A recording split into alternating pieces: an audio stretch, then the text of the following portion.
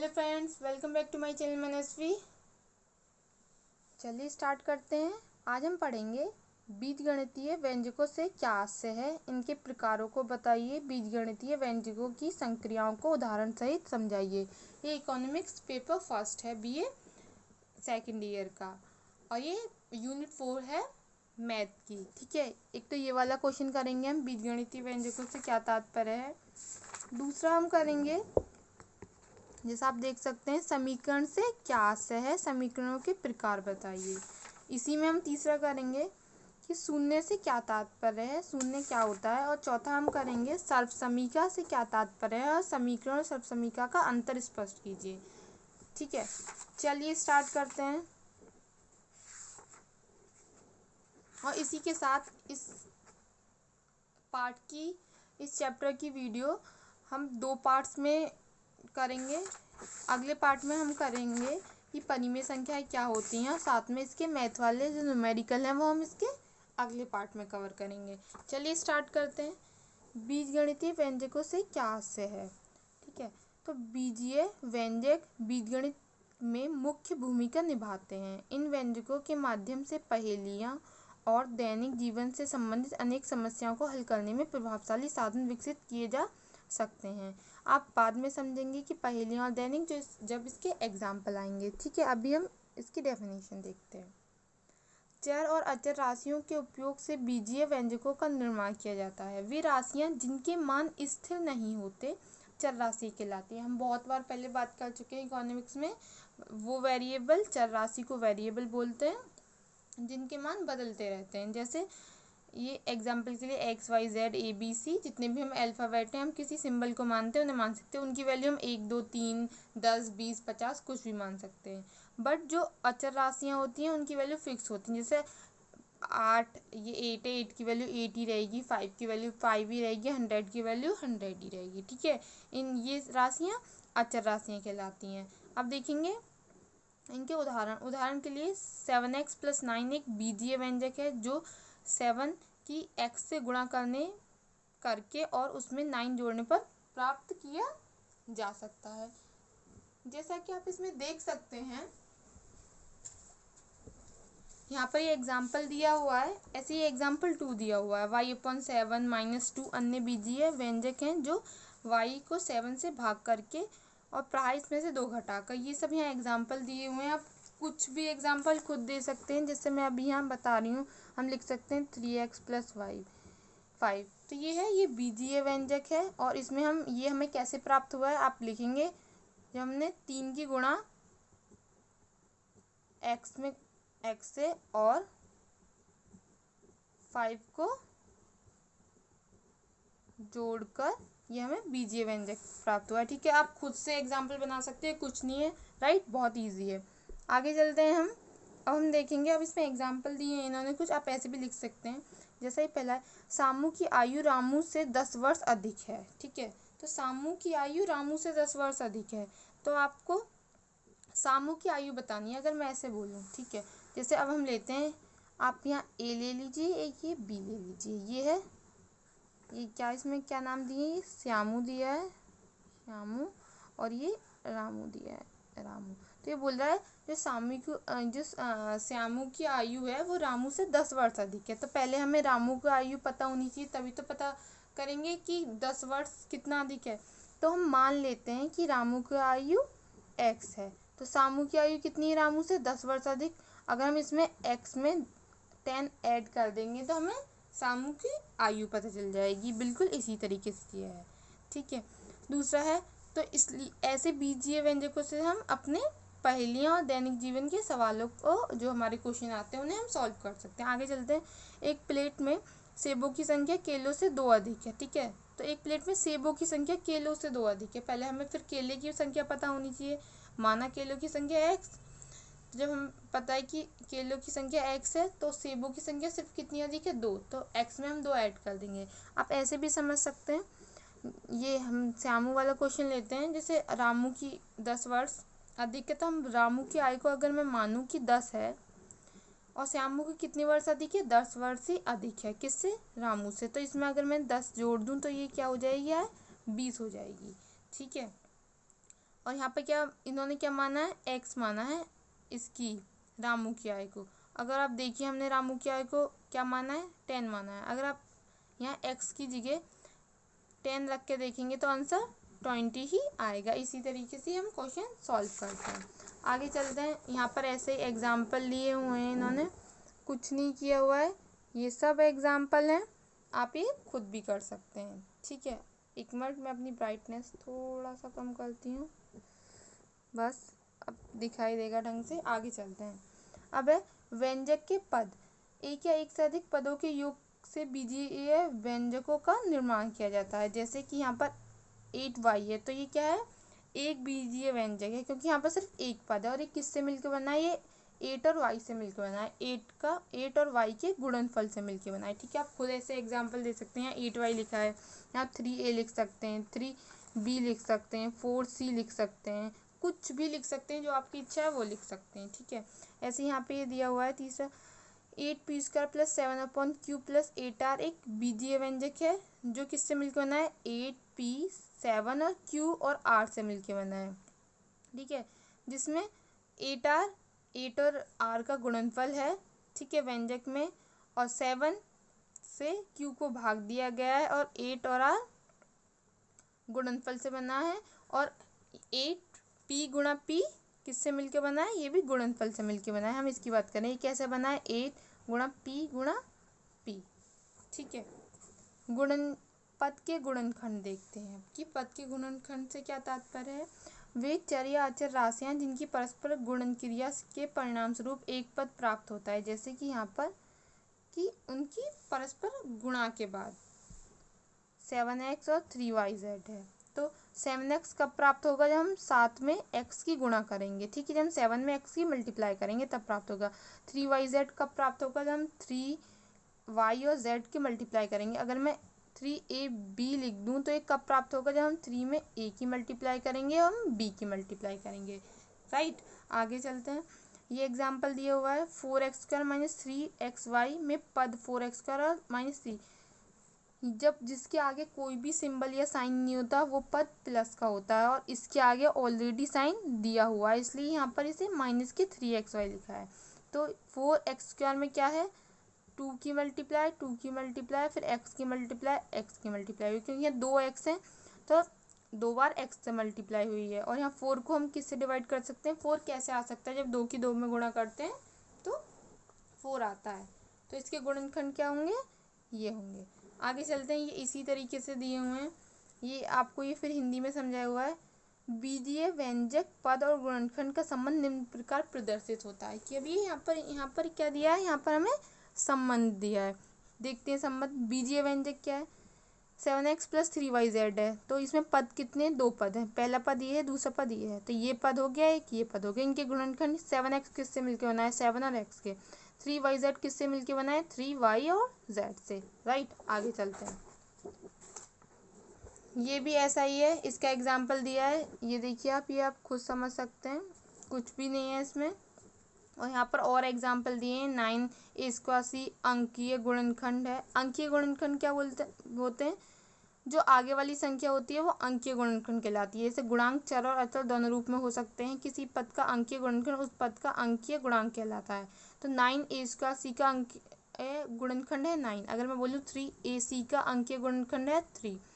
5ab² का अंकीय गुणनखंड है 5।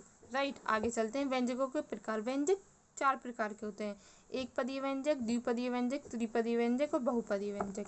अब एक पदीय व्यंजक जिसमें एक पद होता है, लाइक एक पदीय व्यंजक जिसमें एक पद होता है, लाइक 8-1। दो पदीय व्यंजक जिसमें 2 पद होते हैं, 8-1 प्लस हम b कर सकते हैं। त्रिपदीय जिसमें 3 पद होते हैं, हम 8 प्लस b प्लस c कर सकते हैं। बहुपदीय जिसमें बहुत सारे पद होते हैं, ठीक है, जिसमें 3 से ज़्यादा पद होते हैं। अब हम देखेंगे इन्हें कैसे जोड़ते हैं, योग संक्रियाएं, कि बीजीय व्यंजकों को कैसे ऐड करते हैं। जैसा कि यहाँ पर ये दिया हुआ है कि 2a प्लस 3a को ऐड किया तो 5a आ गया, 8p प्लस 6p को ऐड किया तो 14p आ गया। इसमें ये ध्यान रखेंगे, इसमें समान ही पद जुड़ते हैं। एग्जाम्पल के लिए हम समझ सकते हैं, हम बोलते हैं ना, उन्हीं से दोस्ती करते हैं जो हमारे जैसे होते हैं, बिल्कुल सेम इसमें ऐसा ही है।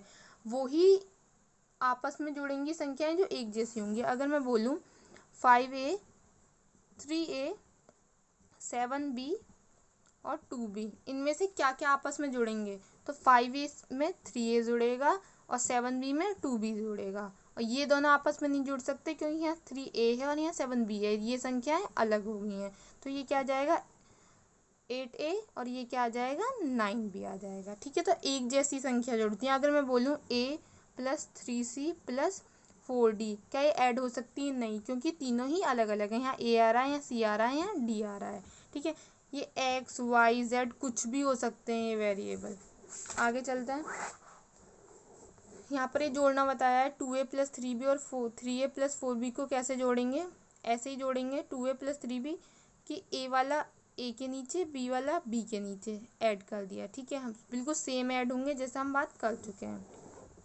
कैसे घटाए जाएंगे? अब इसमें बोला 2abc में से -4abc घटाइए।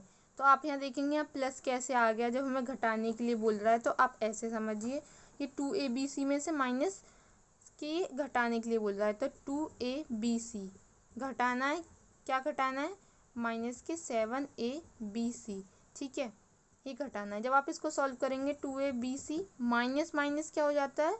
प्लस हो जाता है 7abc। तो ये क्या हो जाएगा 9abc। ठीक है, तो जहाँ माइनस आ रहा है वहाँ प्लस हो जाएगा और जहाँ माइनस बोला है वहाँ सिंपल माइनस हो जाएगा। जैसे 3m में से हमें 5n घटाना है तो ये घटा लेंगे हम, 3m माइनस के 5n आ जाएगा, क्योंकि वेट अ मिनट, क्योंकि 3m माइनस के 5n, क्योंकि यहाँ m और n है, दोनों ही अलग अलग चर हैं। तो हमने क्या बोला, एक जैसे ही चर एक दूसरे के साथ जुड़ सकते हैं और घट सकते हैं जो एक जैसे होते हैं। राइट, अब यहाँ पर इन्हें घटाने के लिए बोला है। आई होप आपको समझ में आया होगा, आप घटा लेंगे। अब हम आगे चलते हैं कि समीकरण से क्या आशय है। समीकरण को प्रकार को उदाहरण सहित वर्णन कीजिए। देखते हैं, जब किन्हीं दो बीजगणितीय राशियों के बीच बराबर का चिन्ह अंकित होता है तो वो क्या कहलाती हैं? समीकरण कहलाती हैं। सिर्फ क्या होना चाहिए? बराबर का चिन्ह अंकित होना चाहिए। जैसे यहाँ पर एग्जाम्पल के लिए लिखा है 2x बराबर 4, तो आप कुछ भी एग्जाम्पल बना सकते हैं। 3x बराबर 5, 7b बराबर 2, तो यहाँ b की वैल्यू क्या आ जाएगी? 2/7। यहाँ x की वैल्यू क्या आ जाएगी? 5/3। जहाँ बराबर का चिन्ह लगा देते हैं वो क्या कहलाती है? वो समीकरण कहलाती है। अब यहाँ बताया है समीकरणों के प्रकार। समीकरण एक घातीय अथवा रैखिक समीकरण। एक घातीय समीकरण, जिन समीकरणों में सिर्फ एक घात होती है। क्या होती है? एक घात होती है। एक मिनट, जिन समीकरणों में सिर्फ एक घात होती है, जैसे 3x प्लस b घात क्या है? 0, बराबर भी होना चाहिए। तो यहाँ पर x की क्या है? सिर्फ एक घात है।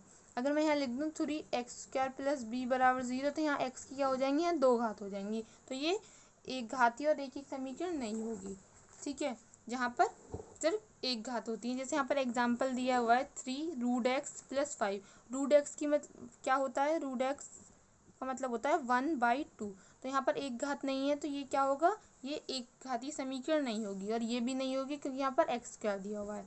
आपको ये इसी तरीके से यहाँ समझाया हुआ है, कुछ भी नहीं है। मैं आपको PDF में ये दे दूँगी, आप पढ़ लीजिएगा। ठीक है, अब यहाँ बताया एक घातीय समीकरण को कैसे हल करते हैं। जैसे अगर आपको दी है ax प्लस b बराबर 0, तो ax, अब 0 के इधर लाएंगे, किसी संख्या को इधर लाते हैं, अगर प्लस की होती है तो माइनस की हो जाती है, माइनस होती है तो प्लस की हो जाती है। तो ये प्लस है तो ये क्या हो गया? इधर माइनस, तो x बराबर हो गया माइनस के b/a। सिंपल, बहुत ईजी है, आप लोगों ने ये सब पढ़े होंगे।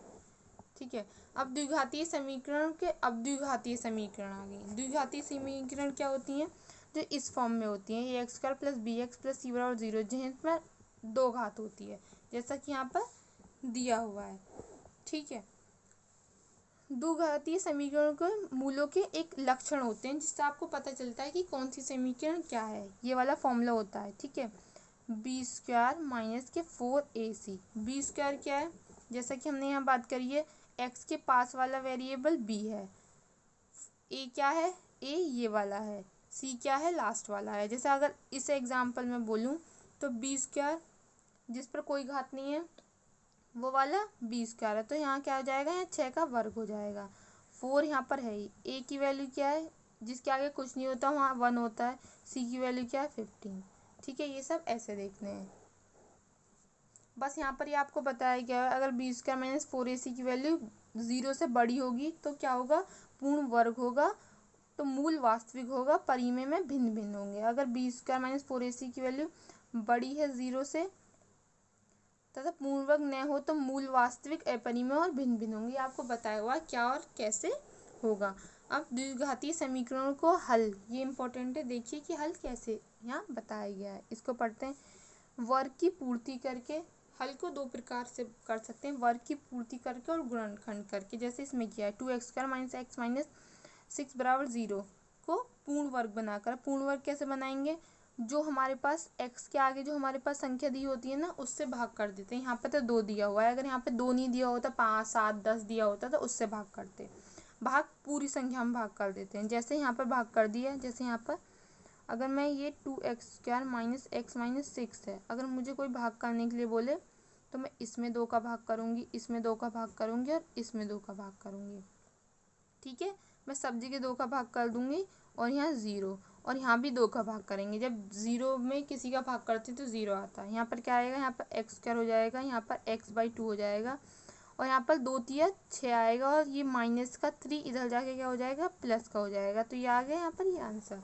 ठीक है, फिर क्या करते हैं, फिर बाएं पक्ष को पूर्ण वर्ग बनाने के लिए जो x का गुणांक है, x का गुणांक क्या है, इस चीज़ को x का गुणांक बोलते हैं, जो सिर्फ x के ये तो x² हो गया, x का गुणांक है, तो 1/2 क्या है, x का गुणांक है। तो x का गुणांक का वर्ग करते हैं, इसके आधे का वर्ग करते हैं। जब इसका आधा करेंगे तो 1/2 का आधा क्या होगा, अगर हम किसी चीज़ का आधा करते हैं, जैसे 1 का आधा करना होता है तो क्या करते हैं, 2 से भाग दे देते हैं। ठीक है, तो 1/2 का आधा करना है तो और इसमें 2 से भाग दे देंगे। ठीक है, ये क्या हो जाएगा 1/4, इसका वर्ग करेंगे तो 1/16 आएगा। 1/16 को इसमें जोड़ देते हैं और घटा देते हैं, जैसा कि यहाँ पर जोड़ दिया। अब इन्होंने ऐसे कर लिया, जब हम पूरी संख्या इधर रखेंगे, अगर आपको हो सकता है समझ में नहीं आए, जैसे कि हमने यहाँ देखा था, तो इन्होंने क्या किया है, यहाँ पर x² माइनस के x/2 माइनस के हमारे यहाँ 3 बचा था और यहाँ 0 था, तो x² माइनस के x/2 माइनस के 3 प्लस 1/16 और माइनस के 1/16, जो हमने वर्ग किया इसको हमने जोड़ दिया और घटा दिया। तो इन्होंने अब इसमें क्या किया है, जैसा आप यहाँ इस क्वेश्चन में देख सकते हैं, इन्होंने x² माइनस के 1x प्लस 1/16 और जो माइनस माइनस के हैं उन्हें ये इधर ले गए हैं, जो कि यहाँ पर आप प्लस के हो गए हैं। ठीक है, अब ये फॉर्मूला बन गया, आपको पता होगा a माइनस बी का होल स्क्वायर होता है a² प्लस b² माइनस के 2ab। तो ये फॉर्मूला बन गया है उसका, तो उसके अकॉर्डिंग इन्होंने x माइनस 1/4 का होल स्क्वायर कर दिया है और इसको ऐड कर लिया है। ठीक है, 16 तिया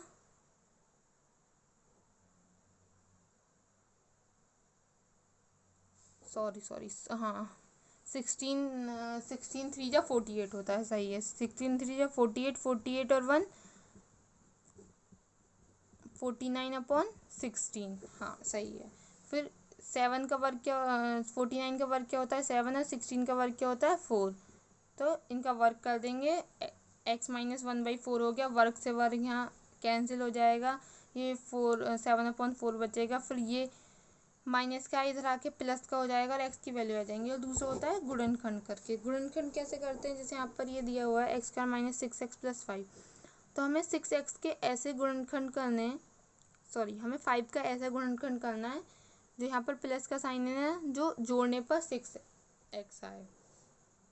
तो अब आप ये कैसे करेंगे, यहाँ पर इन्होंने क्या किया है, मध्य पद के विभक्तीकरण से सार लेने पर, तो यहाँ x² माइनस 6x प्लस 5 बराबर 0 है, कर दिया है इन्होंने क्या किया है, x² माइनस के 5x माइनस के x, जैसे ऐड करने पर क्या आएगा, जैसे मैंने अभी बोला है, एक मिनट, आपको ऐसे समझ में नहीं आएगा, मैं आपको सॉल्व करके दिखाती हूँ। जैसे x² माइनस के 6x प्लस के 5 बराबर यहाँ 0 है, तो हमें ऐसी संख्या ढूंढनी है, यहाँ पर प्लस है ना, जो यहाँ इसके गुणनखंड करने पर 6 आ जाए। तो 6 कब आएगा, जब 5 एकम 5 होता है और 5 और 1 कितना होता है 6 होता है। तो हम क्या करेंगे, x² माइनस, यहाँ माइनस है ना, तो माइनस लगा लेंगे। 5x प्लस के x, इसकी जगह क्या लिख देंगे 5 एकम 5, ठीक है, प्लस 5 बराबर 0। तो एक्स स्क्वायर माइनस के 5x माइनस के x प्लस के 5 बराबर 0। माइनस के अंदर मल्टीप्लाई होगी तो जब माइनस के अंदर मल्टीप्लाई होती है तो प्लस वाला माइनस हो जाता है। अब यहाँ x ले लेंगे कॉमन, तो यहाँ क्या बचेगा 1x और यहाँ क्या बचेगा 5 बचेगा। यहाँ माइनस के 1 कॉमन ले लेंगे, तो यहाँ माइनस के जब 1 कॉमन लेंगे तो x क्या हो जाएगा x प्लस के बचेगा और ये क्या हो जाएगा ये माइनस के 5 हो जाएगा, ठीक है। तो x माइनस 5 कॉमन ले लेंगे तो x माइनस 1 बचेगा 0, ये वाला लिख लेते हैं और ये संख्या लिख लेते हैं। अब x माइनस 5 बराबर 0 कर देंगे तो x बराबर क्या आ जाएगा 5 आ जाएगा। अब x माइनस 1 बराबर 0 कर देंगे तो x बराबर क्या आ जाएगा 1। तो x की वैल्यू क्या आ गई 5 और 1 आ गई और ये सॉल्व हो गया। बस इतना ही, ये इतना ही है। दूसरा हम करेंगे शून्य क्या है, इसकी मुख्य विशेषताओं को लिखिए। तो शून्य प्राकृतिक संख्या नहीं है, इसके अगले वाले पार्ट में हम देखेंगे कि प्राकृतिक संख्या पूर्ण संख्या क्या होती है, ठीक है। अभी आप ये समझिए, सिर्फ शून्य प्राकृतिक संख्या नहीं है, यह एक अतिरिक्त संख्या है जो गिनती में सहायक नहीं होती। यह न सम संख्या है और न ही विषम संख्या है, फिर भी इसे संख्याओं के निकाय नंबर सिस्टम में सम्मिलित किया जाता है। तो शून्य की विशेषताएं बताए जा रहे हैं कि शून्य में आप कुछ भी जोड़ लो कुछ भी घटा लो उतना ही रहता है, जैसे यहाँ दिया है। इस तरह क्या है शून्य योगात्मक तस्मक है। और इसमें बोला है शून्य, अगर शून्य के किसी में भी गुणा करते हैं तो वो उसकी क्या हो जाती है, वो भी शून्य हो जाता है। अगर किसी भी संख्या में शून्य से भाग करते हैं तो वो अनंत आता है, इन्फिनिटी। अगर किसी शून्य में किसी संख्या का भाग करते हैं तो अपरिमित आता है, अपरिभाषित, ठीक है। और अगर शून्य में शून्य का भाग करते हैं, अगर शून्य में शून्य को घटाते हैं और शून्य से मल्टीप्लाई करते हैं तो क्या आता है, जब शून्य से शून्य में घटाते हैं तो 0 आता है, जब भाग करते हैं तो अपरिभाषित आते हैं, और जब इन्फिनिटी से मल्टीप्लाई करते हैं तो अभी क्या आता है अपरिभाषित आता है, ठीक है। अब सर्वसमीका से क्या तात्पर्य है, समीकरण और सर्वसमीका में अंतर स्पष्ट कीजिए। ये अब हमारा लास्ट टॉपिक है, ठीक है। तो सर्वसमीका वो होती हैं, पहले तो समीकरण और सर्वसमीका में एक अंतर है। समीकरण में ऐसे बराबर का चिन्ह लगाते हैं और सर्वसमीका में 3 चिन्ह लगाते हैं। और दूसरा अंतर ये है, जैसे यहाँ पर दिया हुआ है एग्जाम्पल के लिए, ठीक है, जो सर्वसमीका होती है उसकी इधर वाली वैल्यू भी बराबर की, इधर वाली वैल्यू भी, इधर वाली वैल्यू भी क्या होती है बराबर होती है। क्या होती है बराबर होती है। जैसे कि यहाँ पे ये दिया हुआ है x प्लस 1 का वर्ग बराबर एक्स स्क्वायर प्लस के 2x प्लस 1। अब आप देखिए कि कैसे बराबर होगा, आप कैसे पता चलेगा। x की जगह कोई वैल्यू पुट करके देखिए, अगर x की जगह हम 1 पुट करते हैं तो 1 प्लस 1 का वर्ग बराबर 1 का वर्ग प्लस 2 इंटू 1 प्लस 1, जहाँ जहाँ x है वहाँ हमने 1 रख दिया, तो ये क्या हो जाएगा 2, 2 दूनी 4, यहाँ 1 का वर्ग 1 आता है, 2 की मल्टीप्लाई 2 प्लस 1, ये भी क्या हो जाएगा, ये भी 4 हो जाएगा। अब यहाँ आप 5 रख लीजिए, ठीक है। आप देखेंगे कि इधर भी सेम आएगा, इधर भी सेम आएगा। x की कोई भी संख्या रख लीजिए, जैसे हमने 5 रखा तो 5 और 1 6, 6 का वर्ग क्या हो गया 36, 5 पंजे 25, 5 दूनी 10, 25 और 10 35 और 1 36, तो ये भी क्या आ जाएगा, वैल्यू रख के देख लीजिएगा 36 आएगा। बट समीकरण में क्या होता है, समीकरण में ऐसा नहीं होता। हर समीकरण में इधर और इधर की वैल्यू सेम नहीं आती हैं, सिर्फ कुछ ही ऐसे तत्व होते हैं जो समीकरण का हम सॉल्व करके आंसर लाते हैं ना, जैसे हमने समीकरण का सॉल्व करके हम आंसर लेके आए हैं। अगर आप इसकी वैल्यू पुट करेंगे दोनों तरफ तभी सेम आएगा, वरना सेम नहीं आता है, ठीक है। जैसे यहाँ लिखा भी है समीकरण और सर्वसमीका में अंतर। तो यदि फलन f(x) बराबर 0 में x की वैल्यू विशिष्ट मूल्यों के लिए ही संतुष्ट होती है तो समीकरण कहलाते हैं। मतलब कुछ ही मूल्य होते हैं जो बराबर आएंगे, ठीक है, परंतु जो हमारे पास सर्वसमीका होती है वो प्रत्येक मूल्य के लिए क्या होती है, संतुष्ट होती है। जैसे यहाँ आप कुछ भी रख लीजिए, आप 10 20 30 4 5 3 2 0 भी रखेंगे तब भी सेम आएगी इधर की वैल्यू और इधर की वैल्यू। आई होप आपको समझ आया होगा। अगर कोई भी डाउट है तो कमेंट करिए, मैं दोबारा से समझा दूंगी। अगर आपको नहीं पता है कि गुणनखंड कैसे करते हैं, मैं एक सेपरेट वीडियो बना दूंगी, क्योंकि ये एग्ज़ाम में आ सकता है, शॉर्ट क्वेश्चन में भी आ सकता है और इस तरीके से लॉन्ग क्वेश्चन में भी आ सकता है। ये टॉपिक बहुत इंपॉर्टेंट है। इसके बाद इसके न्यूमेरिकल्स हैं, न्यूमेरिकल नहीं है, मैथ के क्वेश्चन है कि सिद्ध कीजिए कि √2 एक अपरिमेय संख्या है या परिमेय संख्या है। ये समीकरण को यहाँ हल करना बता रहे हैं, ठीक है।